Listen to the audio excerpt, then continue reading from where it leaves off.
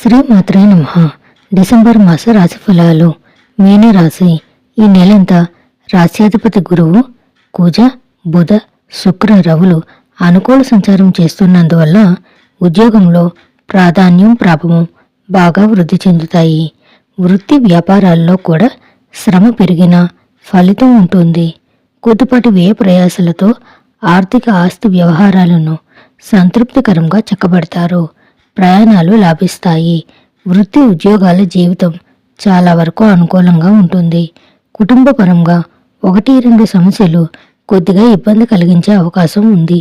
ఏ ప్రయత్నం తలపెట్టినా విజయవంతం అవుతుంది. ఉద్యోగ ప్రయత్నాలు తప్పకుండా ఫలిస్తాయి.